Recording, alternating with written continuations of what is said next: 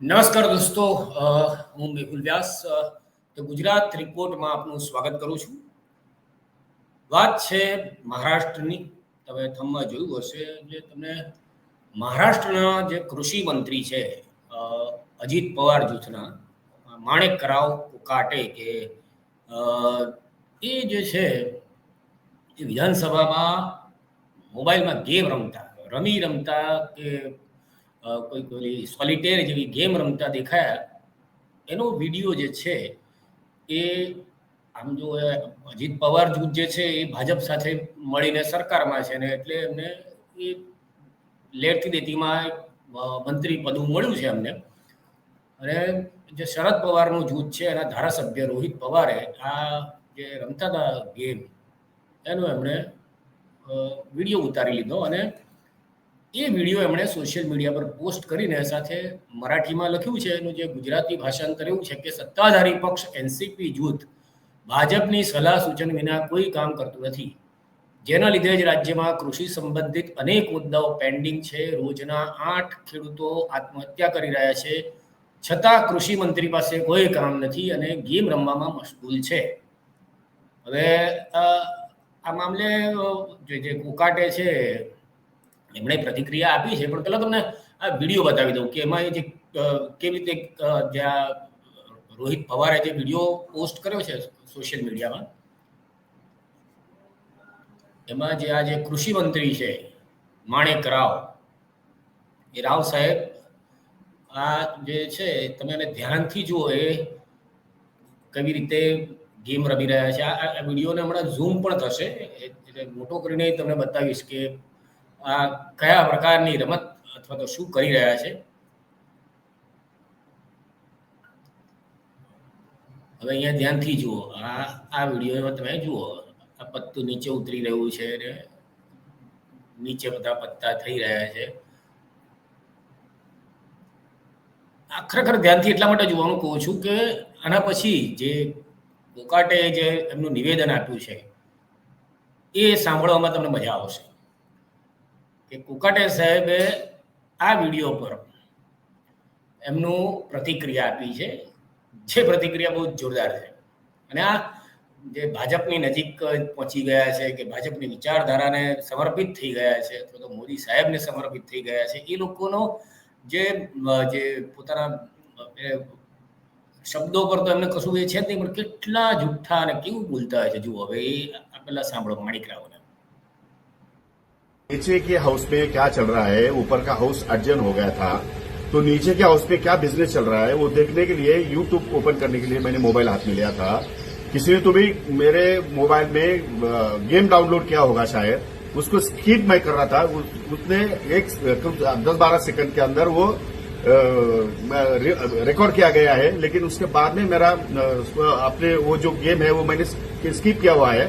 वो मोबाइल आपने क्यों नहीं देखा, वो क्यों नहीं आपने बताई, वो बताओ ना. वो जाके निकालो ना उधर से, आप विधानसभा में जाके विधान परिषद में जाके निकालो और उसमें मालूम पड़ेगा आपको कि मैंने स्किप किया है करके. ये गलत है, ये उनकी अपनी एक चाल है और वो चाल कभी कामयाब नहीं होगी. બોલો, આ જે છે એ પેલા વિપક્ષવાળા ભાઈની ચાલ છે અને એ જે છે ખરેખર યુટ્યુબની અંદરનો કંઈક વિડીયો એટલે એમને જે કહેવું એવું છે કે નીચેના ગૃહમાં, એ ઉપરના ગૃહમાં હતા, અત્યારે જે ચોમાસું સત્ર ચાલે છે મહારાષ્ટ્ર વિધાનસભામાં, તે નીચેના ગૃહમાં હતા અને એમને અચાનક ઈચ્છા થઈ કે એટલે ઉપલા ગૃહમાં હતા અને નીચલા ગૃહમાં શું ચાલી રહ્યું છે એટલે એ જોવા માટે એમણે યુટ્યુબ ખોલ્યું હતું. અને સાલું યુટ્યુબ તો મને તો એવું લાગે છે કે મેં વાપર્યું જ નથી, કદાચ તમે વિડીયો જોવા વાપર્યું છે. અને એમાં આવી એડ આવે જેમાં તમારે આંગળા મારીને પત્તા ઊંચા નીચા કરી શકાય. આ એડ ભાઈ મને ખબર નહીં, મારા યુટ્યુબમાં નથી આવતી આવી એડ. આ ખાલી મંત્રીઓ માટે જ આવી કદાચ યુટ્યુબે જાહેરાતો બનાવી હોય અને એમાં ક્યાંય સ્કીપ કરી શકાય એવું તો દેખાતું જ નથી. બોલો, તમને મેં આ વિડીયો બહુ ધ્યાનથી જોયો પણ મને કંઈ આમાં દેખાયું નહીં. તમને સેજ ફરીથી બતાવું કે આ જે મંત્રી સાહેબ જે છે એ યુટ્યુબનો વિડીયો છે કે જે સ્કીપ કરવાનો એમને પ્રયત્ન કર્યો છે. એ એમને ઝૂમ થશે ને ત્યારે જોજો કે એની ઉપર એ પોતે પત્તા ફેરવી રહ્યા છે, એટલે સ્કીપ કરવાની જગ્યાએ જો ત્યાં નીચે પેલું લાલ પત્તાઓ છે ને એના પર એક ફલ્લીનું પત્તું આવ્યું, એ ફલ્લીનો એક ઉપર એમણે એ ચડાયો. આમાં સ્કીપ કરવાનું એટલે આ વિડીયો એમણે પોતે જોયો નહીં હોય અને પોતે બેધડક મીડિયાને કહી દીધું કે આ મને બદનામ કરવાનું ષડયંત્ર છે. હવે આ લોકોને બદનામ એટલે હવે અમને શું કેવું ખબર નથી, કારણ કે આમે ભાજપની અંદર તો બધો ધાકડ વિકાસ છે. એ વખતે મનોહર ધાકડે જે મધ્યપ્રદેશના ભાજપી નેતા છે, એમણે જાહેર આપણા હાઈવે પર થઈને હાઈવે પર એમણે ત્યાંના સીસીટીવી બરાબર ચાલે છે કે નહીં એ કદાચ ચેક કરવા માટે એક મહિલાને સાથે જે બધું કૃત્ય કર્યું અને એ વિડીયો વાયરલ થયા એટલે તરત ફરી ગયા કે આ તો કોઈ એઆઈ જનરેટેડ વિડીયો છે.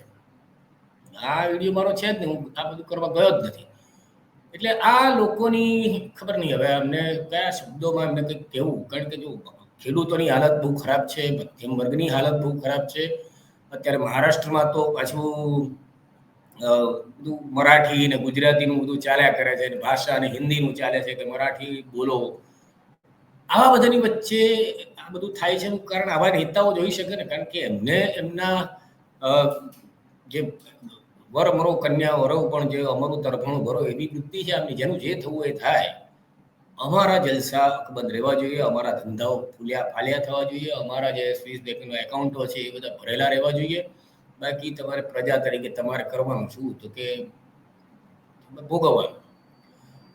તો આ ભાઈ તમને આના પર શું લાગે છે? આ યુટ્યુબનો આવો વિડીયો હોય, જો તમને લાગતું હોય કે કદાચ યુટ્યુબમાં તમને એવી જાહેરાત આવી મંત્રી સાહેબ જેવી આવતી હોય તો આ કૃષિ મંત્રીને સાચા સાબિત કરવા માટેની કોમેન્ટ કરજો. જો તમને લાગતું હોય કે કૃષિ મંત્રી ફેંકવાની હરોળમાં છે તો એ પ્રમાણે એટલે તમારો જે પ્રતિભાવ હોય એ કોમેન્ટ કરજો. તમને કહી દઉં કે આ ધ ગુજરાત રિપોર્ટ લાઈવ એ અમારી મુખ્ય ચેનલ ધ ગુજરાત રિપોર્ટની એક સબસિડરી બેકઅપ ચેનલ તરીકે છે. એટલે આના પર તમે જોડાયેલા રહેજો, કારણ કે જો મંત્રી સાહેબોના ને એવા બધાના જે આવા કારણ કે વાત તો ભાઈ આવી જ કરવામાં આવશે અહીંયા કે જે લોકોના હિતની હોય તો એ કદાચ આ નેતાઓને ન ગમે એટલે એ લોકો પછી કંઈક ને કંઈક રીતે અડચણો લાવવાનો પ્રયત્ન કરે અને દેશમાં ચાલી જ રહ્યું છે. તો એવા સમયે જ્યારે જે અમારી મુખ્ય ચેનલ છે એના પર કોઈ પ્રકારની આ લોકો વિક્ષેપ નાખે ત્યારે તમે અહીંયા આ ચેનલ પર મયુર જાની, દિલીપભાઈ પટેલ, હિમાંશુ ભાયાણી એ બધાને અહીંયા જોઈ શકો. તમારો અને અમારો સંપર્ક અકબંધ રહે એટલા માટે આ ચેનલ શરૂ કરી છે. તો આ ચેનલની ઉપર તમે સબસ્ક્રાઈબ કરી રાખજો. રોજ તો અત્યારે હું નિયમિત હું દેખાતો રહીશ, પછી આ ચેનલ પણ ગ્રો થશે તો આના પર અલગ રીતે કાર્યક્રમ દિલીપભાઈ, મયુરભાઈ એ બધા કરશે. તો જો બસ અત્યારે એટલું જ. વિડીયો ગમ્યો હોય તો જ લાઈક કરજો. બાકી જો આગળ પેલી ગેમવાળી એડ આવે તો એને સ્કીપ કરી દેજો અથવા તો રમી લેજો મંત્રીની જેમ. પછી તમારે જે કરવું હોય તે કરજો. ભારત માતા કી જય.